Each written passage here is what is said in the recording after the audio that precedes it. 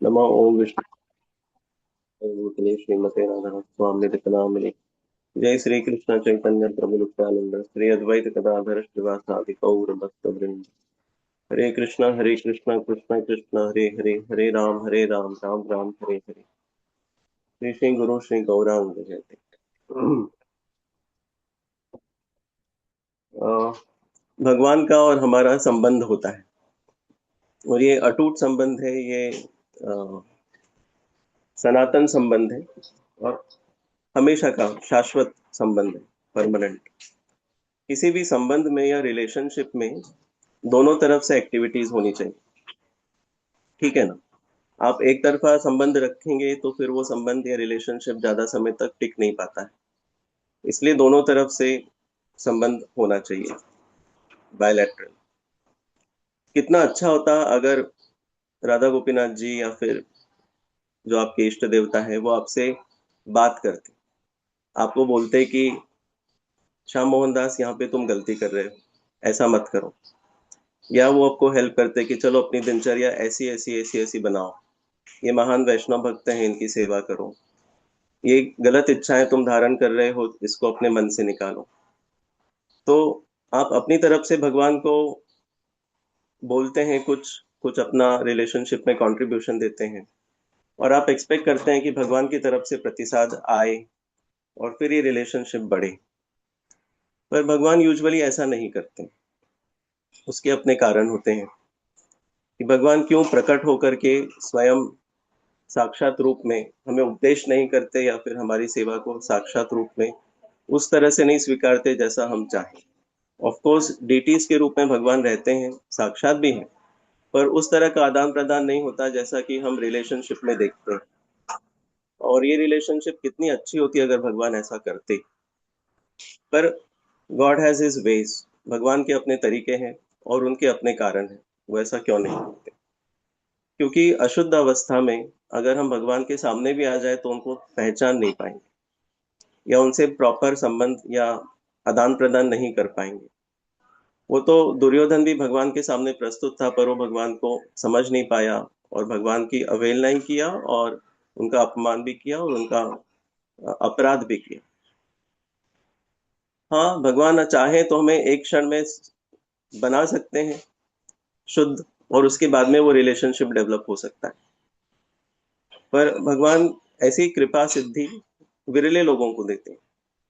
बाकी लोगों को क्यों नहीं देते? उनकी अपनी इच्छा है, स्वीट विल है। पर ये भी देखते हैं कि सामने वाला कैंडिडेट कितना तैयार है, या फिर उसका अपनी अंदर से इच्छा कैसी है। भगवान ये रिलेशनशिप में भगवान is at a advantageous position. क्यों? क्योंकि वो आपके मन के अंदर झांक सकते हैं और आपका पूरा चरित्र एक झलक में देख सकते हैं। आपकी क्या आकांक्षाएं हैं, क्या इच्छाएं हैं, क्या आसक्तियां हैं, आपके विचार कैसे हैं, और कौन से सही है कौन से गलत है, पूरा चरित्र हमारा भगवान के सामने उजागर है। हम भगवान के दिल के अंदर झांक सकते हैं क्या? हाँ, कुछ रूप में झांक सकते हैं।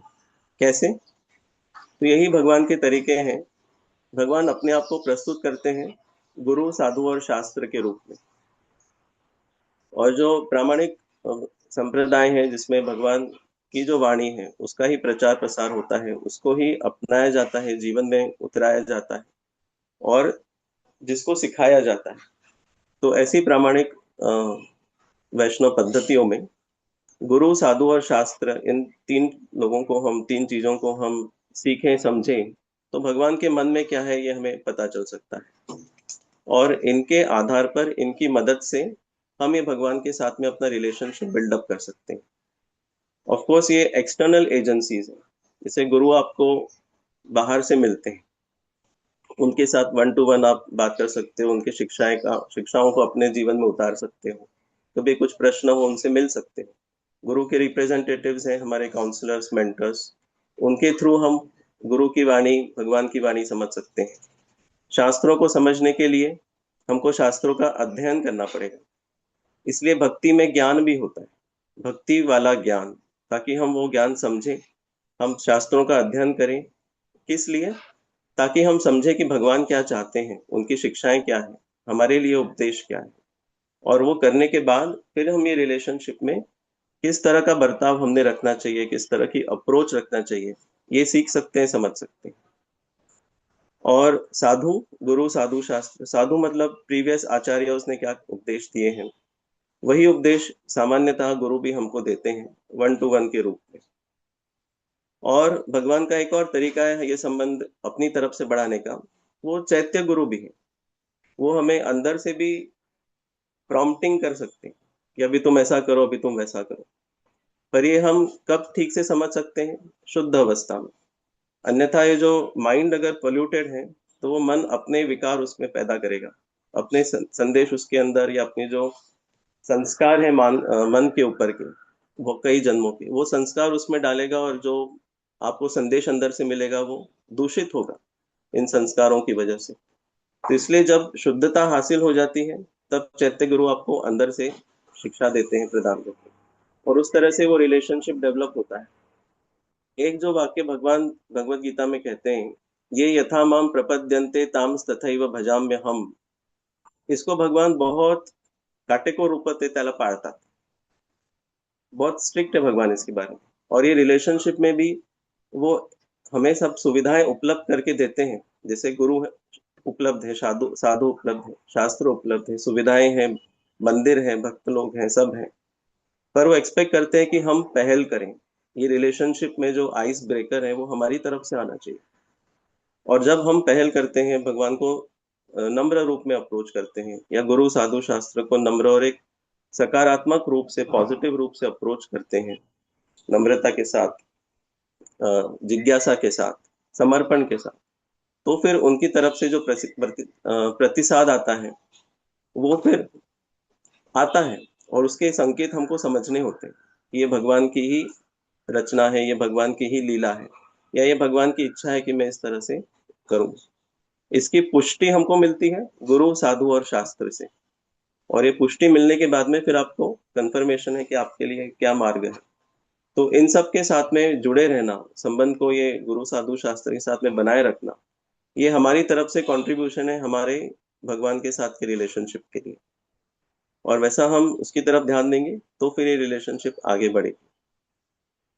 जो हमारी चैंटिंग है वो एक मुख्य हमारा टूल है, या इंस्ट्रूमेंट है, जिसके थ्रू हम भगवान के साथ हमारी रिलेशनशिप जोड़ते हैं। तो इसलिए चैंटिंग के सेशन को हमने एक रिलेशनशिप सेशन के रूप में लेना चाहिए। जो हम हमारे अंदर की पुकार और भगवान के प्रति जो हमारी प्रार्थना है, उसको हमें चैंटिंग के समय डायरेक्ट वन टू वन भगवान के सामने प्रस्तुत कर सकते हैं। और फिर दिन भर में भगवान आपको जैसा प्रतिसाद देंगे, आपके, कहा जाता है कि जैसे कोई भक्त अगर तय कर लेता है कि हे भगवान, मैं आपका हूँ, आपको समर्पित हूँ, आप कृपया मेरा ध्यान दो, बस इतना आप सच्चे मन से भगवान को कह दो, तो भगवान आपकी जिम्मेदारी पूरी अपनी हाथ में लेते हैं। फिर कौन से कर्म आपको मिलने हैं, कौन से उसके फल मिलने हैं, नहीं मिलने हैं, या कौन से उपहार मिलने हैं, या कौन सी पनिशमेंट्स मिलने हैं, वो भगवान स्वयं तय करते हैं। और वो कर्म के रूप में आ सकते हैं, पर वो भगवान की सैंक्शन के साथ में ही आते हैं। तो भगवान आपके अपने जीवन की बागडोर उनके हाथ में ले लेते हैं। तो फिर वो जीवन कैसे चलेगा, उसमें आपको क्या अनुभव मिलेंगे, इसके ऊपर भगवान का सीधा नियंत्रण रहता है एक भक्त के जीवन में। इसका हमें विश्वास होना चाहिए। और हर हमारे जीवन के अनुभव से भगवान हमें क्या सीख देने की कोशिश कर रहे हैं, इस रिलेशनशिप में उनकी तरफ से क्या आ रहा है संदेश आपके लिए, ये समझने के लिए फिर हमें गुरु साधु शास्त्र का ट्रायड होना चाहिए। और जैसे शुद्धिकरण होगा, वैसे हर हमारे जीवन के अंग में भगवान का हाथ कहाँ है और कैसे है, ये हमारे लिए उजागर होगा। तो आइए चैंटिंग के सेशन को काफी अच्छी से इसका उपयोग करें, और भगवान के साथ हमारे रिलेशनशिप को और बढ़ाएं। Thank you very much. Hare Krishna.